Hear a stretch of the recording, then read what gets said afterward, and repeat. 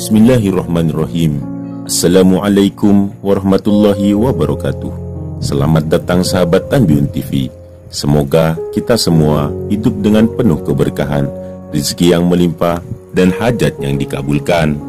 Diceritakan ada seorang wanita yang mempunyai paras cantik dan terkenal dengan kesolehannya, yang namanya sangat masyhur di kalangan ulama sufi.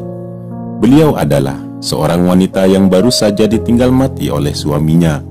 Setelah menjalani masa iddah, wanita tersebut didatangi oleh 3 ulama besar dengan harapan agar wanita itu mau memilih salah satu dari mereka untuk dijadikan suami. Tapi jawaban wanita itu membuat 3 ulama besar tersebut malu dan menangis. Apa penyebabnya? Simak cerita selengkapnya. Sebelum masuk ke videonya, jangan lupa subscribe, like, dan komen. Tekan juga tombol loncengnya agar Anda tidak ketinggalan video-video terbaru dari channel ini. Alkisah ada seorang wanita yang mempunyai paras cantik dan terkenal dengan kesolehannya. Beliau adalah Rabi'atul Adawiyah, yang namanya sangat masyhur di kalangan ulama sufi. Beliau adalah seorang wanita yang baru ditinggal mati oleh suaminya. Setelah menjalani masa iddah, Rabi'atul Adawiyah didatangi oleh 3 ulama besar. Beliau adalah Hasan Al-Basri, Malik bin Dinar, dan Thabit Al-Banani. Mereka berkumpul di satu rumah, tapi mereka tidak bisa saling memandang satu sama lain karena ada satir yang menghalangi di antara mereka. Begitulah memang etikanya. Ketika seorang laki-laki bertamu ke rumah seorang perempuan yang bukan mahramnya, mereka tidak diperkenankan melihat secara langsung, kecuali ada satir yang menghalangi di antara mereka. Kembali ke ceritanya, Imam Hasan Al-Basri mengawali percakapan dengan berkata, "Wahai Rabi'atul Adawiyah, nikah adalah sunnah Nabi Muhammad SAW.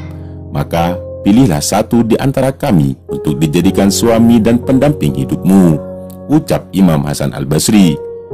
Kemudian Rabi'atul Adawiyah menjawab, "Aku mempunyai beberapa pertanyaan yang harus dijawab. Barang siapa di antara kalian yang bisa menjawab pertanyaanku, maka dia boleh menikahiku." Lalu pertanyaan pertama diajukan kepada Imam Hasan Al-Basri yang berupa, "Nanti pada Yaumul Mitsaq atau hari yang dijanjikan oleh Allah akan ada 2 golongan. Golongan yang pertama masuk ke dalam surga dan golongan yang kedua masuk ke dalam neraka. Lalu saya kelak masuk golongan yang mana?" Beliau, Imam Hasan Al-Basri, menjawab, "Saya tidak tahu." Meskipun Imam Hasan Al-Basri adalah seorang ulama yang sangat alim, beliau tidak bisa menjawabnya karena pertanyaan yang diajukan Rabi'atul Adawiyah adalah masalah gaib atau rahasia Allah yang hanya diketahui oleh Allah Azza wa Jalla.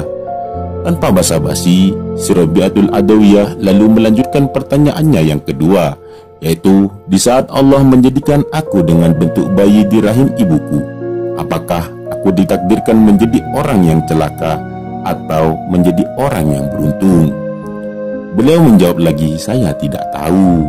Si Rabi'atul Adawiyah melanjutkan pertanyaannya yang ketiga, yaitu, "Orang yang mati, kuburannya kelak ada yang menjadi taman dari taman-taman surga dan ada yang menjadi jurang dari jurang-jurang neraka. Lalu bagaimana dengan kuburanku kelak?" Beliau menjawab lagi, "Saya tidak tahu." Lalu Rabi'atul Adawiyah melanjutkan pertanyaannya yang keempat, yaitu, "Nanti di akhirat ada hari di mana orang-orang akan dikumpulkan. Ada yang wajahnya putih bersinar dan ada yang wajahnya hitam pekat.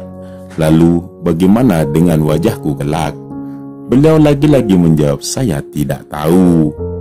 Si Rabi'atul Adawiyah lalu melanjutkan pertanyaannya yang kelima, yaitu, "Nanti di hari kiamat akan ada suara yang memanggil Fulan bin Fulan adalah orang yang beruntung dan Fulan bin Fulan adalah orang yang celaka. Lalu saya kelak akan dipanggil dengan panggilan seperti apa?" Beliau menjawab lagi, "Saya tidak tahu." Setelah mendengar semua pertanyaan si Rabi'atul Adawiyah, ketiga ulama besar tersebut tertunduk malu dan keluar dari rumahnya dalam keadaan menangis. Begitulah ceritanya. Subhanallah, banyak hikmah dan pelajaran yang bisa kita ambil dari cerita ini. Di antaranya, etika bertamu ke rumah orang perempuan yang bukan mahramnya. Menambah iman dan takwa kita dengan merenungi pertanyaan-pertanyaan si Rabi'atul Adawiyah. Apakah kita kelak termasuk golongan orang-orang yang masuk surga atau neraka? Apakah kuburan kita kelak menjadi taman dari taman-taman surga atau jurang dari jurang-jurang neraka, dan lain sebagainya? Wallahu a'lam bishawab. Hikmah apa lagi yang kalian dapat dari cerita ini? Komen di bawah. Sekian, semoga bermanfaat.